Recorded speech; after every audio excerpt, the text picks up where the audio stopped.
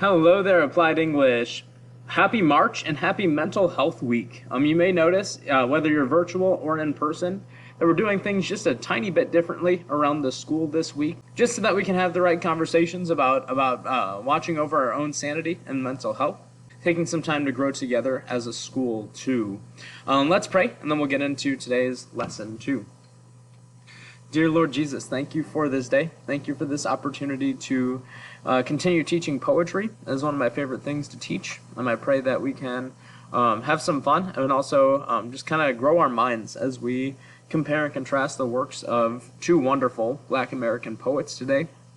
We do pray, God, that you're continuing to raise us up in our abilities too, whether it's in writing or speaking or listening or reading or just thinking in general. We pray, God, that you are putting us all on the right path towards success, not just so that we can have happy lives, but so that your name can be glorified on this earth as well. We love you, Jesus. We pray this all in your name. Amen. Two objectives for today's lesson. The most important one is to compare and contrast texts by different writers. That's what this lesson video mainly covers. I also want to give you guys a chance to prepare for quizzes and tests today as well. One of the things with Mental Health Week this week is I want to kind of give you some more flexible time to work on what you need. One of those things that you can work on as part of this lesson is to prepare for our unit test at the end of this week. We'll talk about that more at the end of our lesson video. Right now you're watching our Caged Bird Poems study right here. You'll see why it's called the Caged Bird Poems in a moment here. You'll notice that there is a writing assignment that goes along with today's lesson video. I will lead you through how that assignment works as well. Upcoming for us at the end of this week, no lesson. All that you have is to take your African American Literature unit test. That test is going to cover our current 10 vocabulary words, which I'm currently finishing up grading for. They'll cover grammar.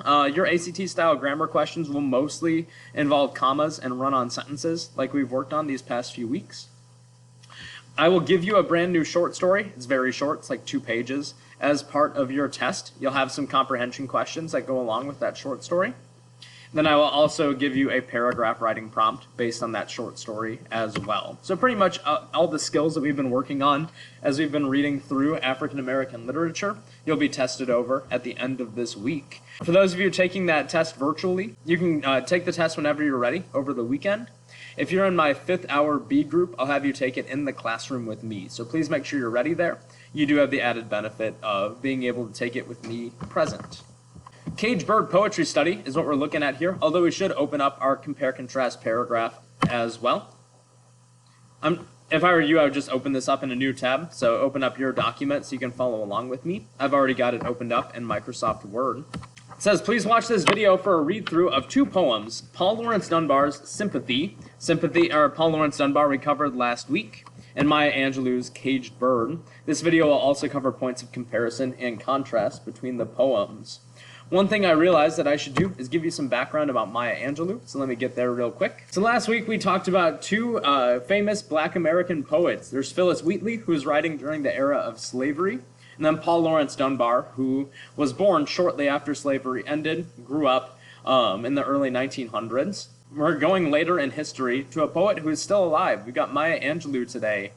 I'm sure you have read something by Maya Angelou before. Maybe you've even seen videos of her speaking before. She is a poet, memoirist. She mostly writes autobiographies about herself, about her own life. Civil rights activist, singer, actress. She's been in a lot of stuff. She's published 7 autobiographies, once again, largely her memoirs, stories from her own life. 3 books of essays, several books of poetry. Credited with a list of plays, movies, and television shows spanning over 50 years. She is a very accomplished writer. She has received dozens of awards, more than 50 honorary degrees. She's easily the most celebrated Black female writer today. She's best known for her series of autobiographies, once again. The most famous one is I Know Why the Caged Bird Sings. She kind of tells the story of her childhood in that one. That book is what really brought her recognition in the U.S. and internationally. The main thing that we should know about Maya Angelou is that she's kind of respected as a spokesperson for Black people, and especially Black women. Her writings especially establish what Black culture is and is not. And her writing is considered a defense of Black culture. It's showing that that black culture is inherently a good thing and not a bad thing, and that people can learn by reading her works. Works are widely used in schools and universities worldwide. Our school uses quite a few of her poems.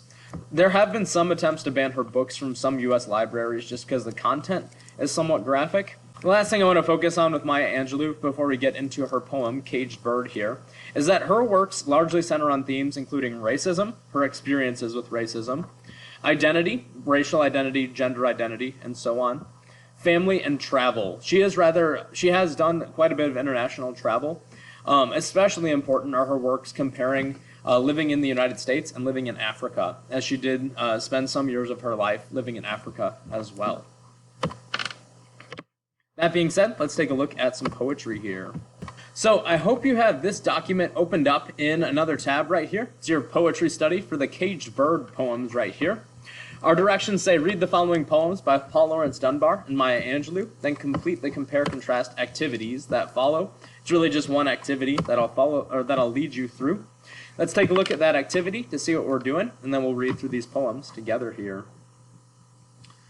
It says this, compare-contrast paragraph step by step. So you'll notice that I've given you all the pieces for writing a good compare-contrast paragraph right here.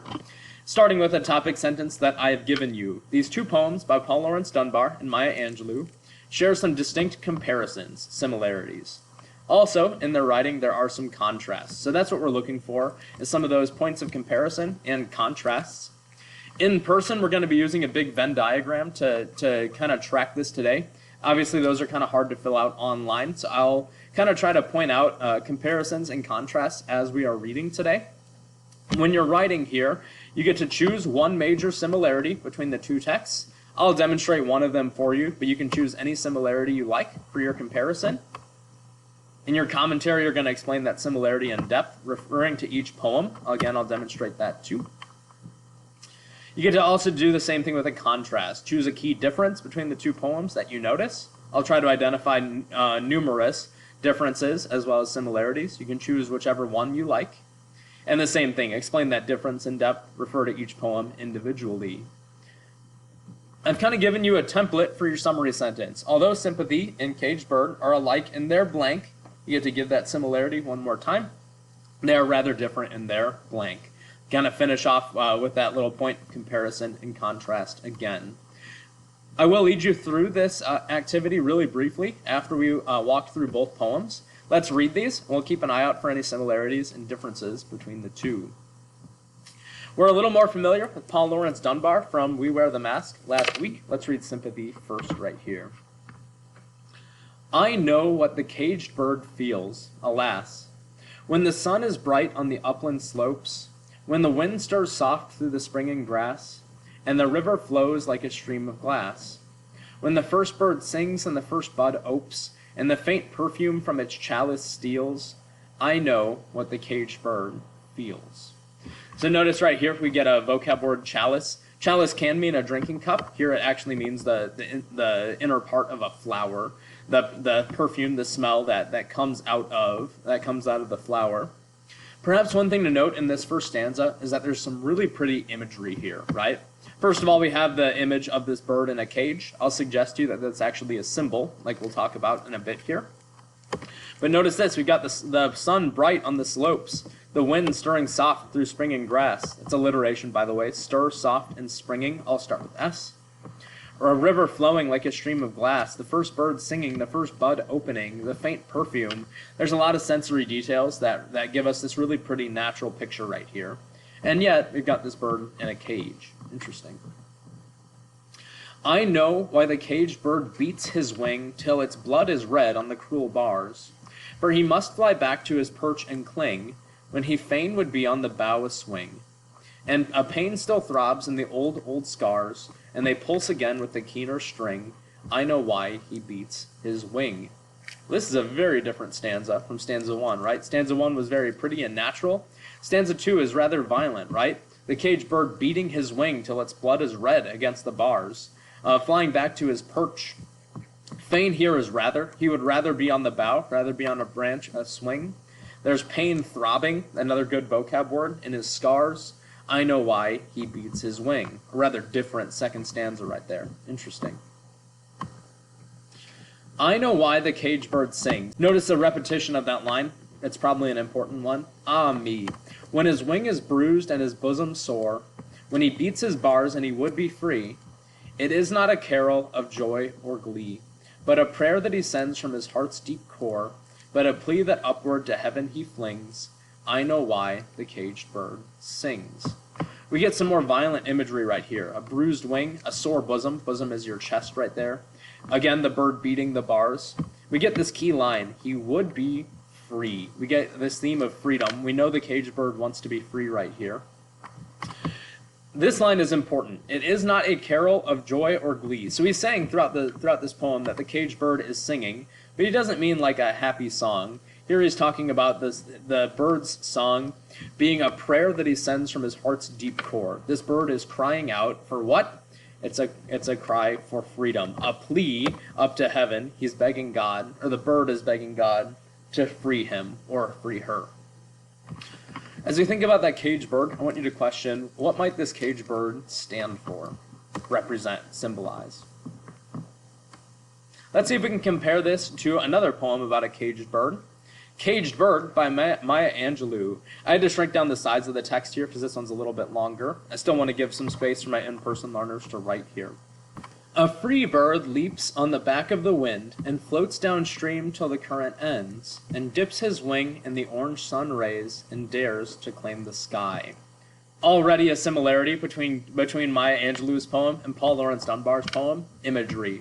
The back of the wind floating downstream, the current ends, dips his wing in the orange sun rays, claiming the sky. We've got more pretty, natural imagery. That might be a good similarity to talk about with these two poems.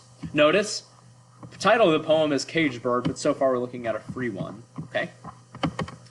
But a bird that stalks down his narrow cage can seldom see through his bars of rage. His wings are clipped and his feet are tied, so he opens his throat to sing. Now we get the caged bird, right? He's in his narrow cage, can seldom, rarely, see through his bars of rage, and another similarity, violent imagery, right? His wings are clipped, his feet are tied, so he opens his throat to sing. Here's the question, what kind of song is that once again? The caged bird sings with a fearful trill, another vocab word, a trilling sound, a vibrating sound, of things unknown but longed for still, and his tune is heard on the distant hill, for the caged bird sings of freedom. So that's what the caged bird sings about in Maya Angelou's poem, singing for freedom. The free bird thinks of another breeze, and the trade wind soft through the sighing trees, and the fat worms waiting on a dawn-bright lawn, and he names the sky his own. But a caged bird stands on the grave of dreams. His shadow shouts on a nightmare scream. More alliteration. His wings are clipped and his feet are tied, so he opens his throat to sing. The caged bird sings with a fearful trill of things unknown but longed for still, and his tune is heard on the distant hill, for the caged bird sings of freedom. Another interesting thing to note about this poem, you've got some repeated sections in this poem, right? This one is a little chorus right here that gets repeated twice, right? Stanza 3 and stanza 5 are the same, or stanza 6 are the same exact stanzas, right? So that's maybe an interesting thing to note about Maya Angelou's poem right here. I think I'm going to track some similarities and differences in two lists here on another page, and we'll kind of double back to our paragraph here. All right, there we go. So I just wanted to create two columns for similarities and differences. We are using a Venn diagram in class. Those are a little bit tougher to use here. We've already talked about a few similarities. One is imagery. We said there are two types of imagery in these poems, right? That there is natural imagery. There's also violent imagery in both. Let's see, what else is similar between these two poems? They both involve the caged bird. Symbol for what? Now, if we were together, I would ask for you guys to figure this out on your own. But let's think about who or what this caged bird symbolizes. We've got a bird who feels trapped in a cage and wants to be free, and is beating itself against the bars, just trying to be free. Tie this in with African American literature. The caged bird is a symbol for African Americans, or African American struggle for freedom. The caged bird is a symbol for African Americans struggling and struggling and struggling in order to be free. They're crying out to God. Notice that reference once again to Christianity in our writers, as we've been seeing these past couple of weeks. They're acting, they're crying, they're praying in order to continue to fight for their humanity and for their freedom. Let's talk other similarities between these two poems. I kind of have to look back at these to see what we notice. From a poetry perspective, they both have rhyme. Slopes, grass, glass, opes, steals, feels. Wing, bars, cling, swing. Scars, sting, wing. Me, soar, free, glee, core, fling, sing. So lots and lots of rhyming in Paul Laurence Dunbar. What about Maya? Leaps, wind, stream, ends.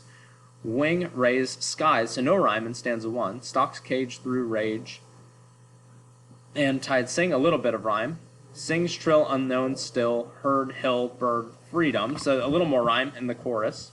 Breeze, trees, lawn, own. Dream, scream, tide, sing.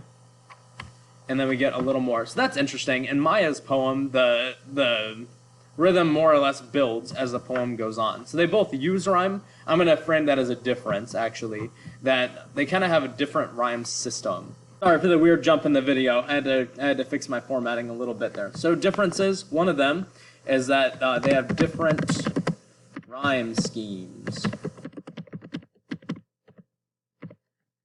Dunbar uses more rhyme than Angelou. Angelou builds rhyme up from stanza 1 until the end of the poem. Other similarities and differences, let's talk about these a little bit. Along with the symbol for here, right here, is that these poems have the same theme or similar theme, right? The theme here is that African Americans are yearning for freedom. Right there. One thing that's important to note with these poems is that if you understand the symbol, you understand the theme. That's oftentimes true with poetry right here. The most important poetry device to note in these poems is what that symbol for the caged bird means. That ties in directly with the theme right here. I am kind of curious, though, to see if there's any difference in how these poets describe the same theme. Is there any difference in how Paul Laurence Dunbar handles that theme of freedom from Maya Angelou? And I think I spot a difference that helps with that as well. Notice the speaker of each poem. The speaker in Sympathy by Paul Laurence Dunbar is I. The poet himself is connecting with this caged bird, right? In Maya Angelou's poem, it's written in the third person right here. Is that to say that Maya Angelou doesn't feel what the caged bird feels? Maybe not, but we notice that there is a difference in point of view right here. So as we go to our differences, we do have a slightly different point of view. Dunbar is in first person. Poet is speaker. Angelou is third person, stating a reality. So the idea there in Angelou's poem is that she's more or less capturing a reality. She's not directly saying that she is connecting with this caged bird. There's a slight difference in how these poets are handling those themes. A poetry device that we noticed in both poems was alliteration. And were they all S sounds as well? Yes. Interesting. So let's do one more similarity here.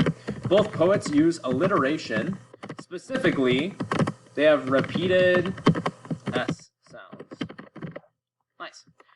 Differences-wise, so far we've got two. Different rhyme schemes, different point of view. Paul Laurence Dunbar from the first person, Maya Angelou from the third person. One thing that I meant to add earlier, along with rhyme scheme, is different use of meter. As they're reading through these poems, there are different rhythms going on in both poems, right? Caged Bird is a lot more song-like. I would argue that Sympathy does not flow as well as Caged Bird by Maya Angelou. I'm just going to read a stanza from each so you get a feeling for the rhythm of both of them. I know what the caged bird feels, alas, when the sun is bright on the upland slopes, when the wind stirs soft through the springing grass, and the river flows like a stream of glass, when the first bird sings and the first bud opes, and the faint perfume from its chalice steals, I know what the caged bird feels. This poem feels a little more dramatic, a little more slow-paced, a little more like Shakespeare. Caged bird feels a little more song-like. A free bird leaps on the back of the wind and floats downstream till the current ends and dips his wing in the orange sun rays and dares to claim the sky. But a bird that stalks down his narrow cage can seldom see through his bars of rage. His wings are clipped and his feet are tied, so he opens his throat to sing. Notice that this one's a little more fast-paced and song-like, much like the song the bird is singing in this poem. Another difference is different use of meter. Dunbar is more dramatic. Angelou is more song-like. And one more thing that we should probably contrast is tone. And I just realized this as we were looking at this a little bit here. These poems have different tones, don't they? Sympathy, in my opinion, feels a little more dark and depressing, right? We get to the very end. At the very end, the poet says, I know why the caged bird sings, because I'm in this situation too. Notice that the last little note that this poem ends with is a little more dark, a little more depressing. Caged bird ends on a lighter note, right? Caged bird sings with a fearful trill of things unknown but longed for still. His tune is heard on the distant hill. Someone's listening to this song, for the caged bird sings of freedom. A much happier note to end this poem right here. Something to note tone-wise, I would argue that Dunbar is more negative tone-wise. Angelou is more positive. So what do we do with these similarities and differences that we've collected? Once again, I think we've got 4 similarities and 4 differences. In our paragraph, we need to choose one of each right here. I think what I'll do personally is I'll choose what I think is the most difficult of each of them to model for you. That leaves you kind of to choose which similarity and difference you want to talk about in your paragraph. But let me model this for you right here. We start by identifying our comparison. Now we said in our topic sentence, these 2 poems share some distinct comparisons. There are also some contrasts. We're just talking about one of each. One major similarity between the 2 texts, I think I'm going to talk about alliteration, is that both poets use alliteration. Period. I'll do 2 sentences for evidence here. Specifically, they repeat the S sound. There you go. So 2 sentences for evidence. I'm going to talk about alliteration right here. My commentary has to comment on that, explain the similarity in depth. I'm going to use those lines. I'll start with sympathy. In sympathy, actually let's give the specific lines right there. It's line 3, and I'm just going to copy this as well. In line 3 of sympathy, the wind, and now I can put my line, stirs soft through the springing grass. I'm going to put my period inside of that quotation mark right there. Just as we learned, 1 dot in, 2 dots out, that's what it's all about. I might as well just do the next line from Caged Bird as well. I think I counted right to say that's line 28. Line 28 reads, his shadow shouts on a nightmare scream. Both of these poems, in both of these texts, the poets are using alliteration. There I did 3 commentary sentences. I just used an exact line from Sympathy, an exact line from Caged Bird, and then just explain what both poets are doing with that alliteration right there. As far as the similarity that you choose goes, you can choose whatever similarity you like, that you notice between the 2 poems. I chose alliteration. You're free to use one of my other ones if you want to use imagery, or the symbol of the caged bird, or the theme of the poems, or a different similarity that you spotted between the 2. I'm going to do the same thing for difference. On the other hand, a key difference between the 2 poems is what I want to write about here. I've already talked about alliteration and meter a little bit. I'm going to talk about meter here too. On the other hand, a key difference between the 2 poems is the general meter the poets use.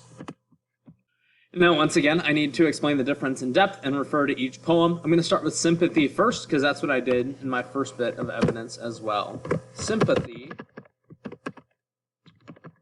reads much more slowly and has a more dramatic. Sympathy reads much more slowly, giving it a much more dramatic feel. We'll do comma while Caged Bird is more fast-paced.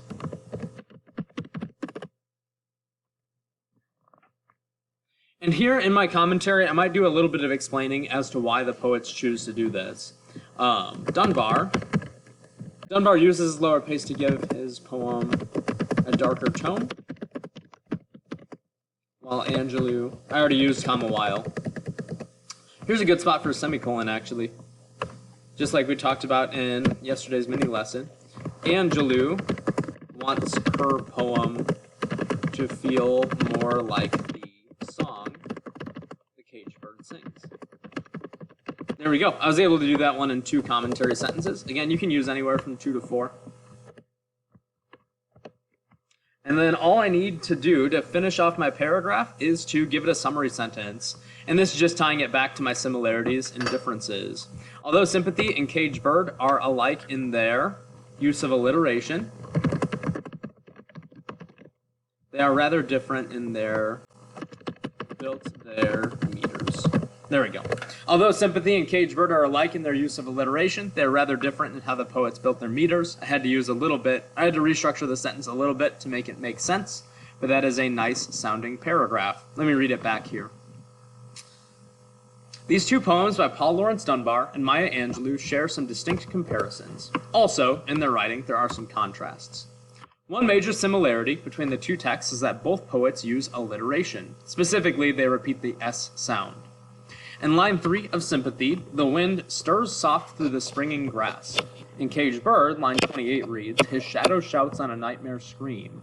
In both of these texts, the poets are using alliteration to control the rhythm of these lines. On the other hand, a key difference between the 2 poems is the general meter the poets use. Sympathy reads much more slowly, giving it a much more dramatic feel, while Caged Bird is more fast-paced. Dunbar uses the slower pace to give his poem a darker tone. Angelou wants her poem to feel more like the song the Caged Bird sings. Although Sympathy and Caged Bird are alike in their use of alliteration, they are rather different in how the poets built their meters. That is a nice, concise, good-sounding compare-contrast paragraph. Feel free to model your paragraph after mine. The only other thing I want to note in today's lesson folder is Unit Test Review Jeopardy. Now, we don't have time to go through this together, obviously, because our lesson video is rather long anyway.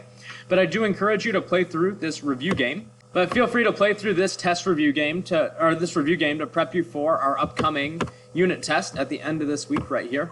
Let's do the pineapple start game. 5 categories to prep you for different sections of our test. Vocabulary, again, just our most current 10 words are going to be on the test. 5 of them are reflected right here with their definitions. Commas and run-ons are the 2 types of grammar that you'll see the most in our grammar section. On these ones, I'll give you sentences that may need some correcting. On your test, you'll see them ACT style. Reading comprehension, I'm going to give you questions from the text that we've already read. On your test itself, you'll have a brand new story to read, and you'll have some basic comprehension questions from that story. Then lastly is paragraph writing. I will ask you about the parts of a paragraph that you get to explain how they work. You will be asked to write a paragraph as part of your test at the end of this week.